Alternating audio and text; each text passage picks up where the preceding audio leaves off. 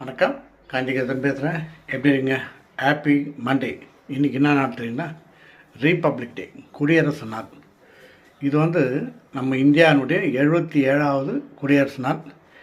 இது எல்லாருக்குமே தெரியும் அப்படின்றீங்களா? இன்னொன்று சொல்ல போகிறேன், அது நம்மளுக்கு இப்போ தெரிஞ்சுக்கணும் அவசியமாக. இதுக்கப்புறம் இது கிடைக்காது. என்னன்னு தெரியுங்களா? இன்றைக்கி ஜனவரி 26, இந்த மாதத்தின் 26வது நாள். ஜனவரி 26, வருஷம் 26, 3/26 சேர்ந்து வருது. இது இனிமேல் யாருக்குமே கிடைக்காத நல்ல வாய்ப்பு. நம்ம இதில் இருக்கிறனால பெருமைப்படணும். ஓகேவா? நம்ம இன்னைக்கு ஹலோ வணக்கங்க. எல்லாருக்கும் குடியரசு தின நல்வாழ்த்துக்களுங்க. எல்லாரும் இந்த மண்டே நம்ம ரொம்ப சிறப்பா இப்பதான் டிவில பார்த்தோம். நம்ம தலைவர்கள் எல்லாம் குடியேற்றுறதெல்லாம் பார்த்தோம். ரொம்ப அதை பார்க்கும்போது நம்மளுக்கு அந்த பாட்டு பாடும்போதே நமக்கு ஸ்கூல் ஞாபகம் வருது. அந்த புளிப்பு மிட்டாய் ஞாபகம் வருது. ஆமா, அதெல்லாம் எல்லாருக்குமே அந்த மெமரிஸ் வந்திருக்கோம். எல்லாருக்குமே குடியரசு தின நல்வாழ்த்துக்களை சொல்லிக்கிறோம். மறுபடியும் நாங்க இன்னைக்கு பிறந்த நாள் கொண்டாடுற பிள்ளைங்களுக்கும், திருமண நாள் கொண்டாடுறவங்களுக்கும், வேலைக்காக ட்ரை பண்ற அத்தனை பேருக்கும் நல்ல வேலை கிடைக்கணுங்க. படிக்கிற பிள்ளைங்க எல்லாம் நல்ல மார்க் எடுத்து பாஸ் பண்ணணும். எல்லாரும் ஆரோக்கியமா இருக்கணுங்க. இந்த ஆரோக்கியத்துக்காக நாம எல்லாருக்காகவும் பிரேயர் பண்ணிக்கலாங்க.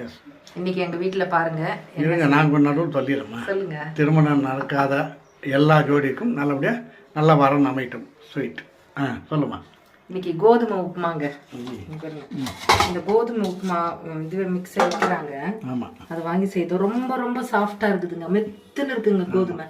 நம்ம ஆர்டினரி கோதுமையில கூட இவ்வளவு சாஃப்டா வராதுங்க. இது அப்படி தொடும்போது பாருங்களேன், அப்படியே பூ கோதுமை. ஆமாங்க, ரொம்ப நல்லா இருக்கு. நம்ம யூஸ்வல் கோதுமை செய்யற மாதிரியே தான், நம்ம யூஸ்வலான உப்புமா செய்யற மாதிரி தான். கோதுமை சம்பா ரவை வேற, இது வேற. இது கோதுமை ரவைனே வருது. ஆமா, ரொம்ப நைஸா இருக்குதுங்க. நல்லா இருக்கு. இதுக்கு கொஞ்சமா தேங்காய் சட்னி அரைச்சி வச்சிருக்கிறேன். அதை வச்சு யூஸ் பண்ணிக்க வேண்டியதுதான். மதியம் எங்க வீட்டுல பாருங்க மிளகாய் கிள்ளி சாம்பாருங்க.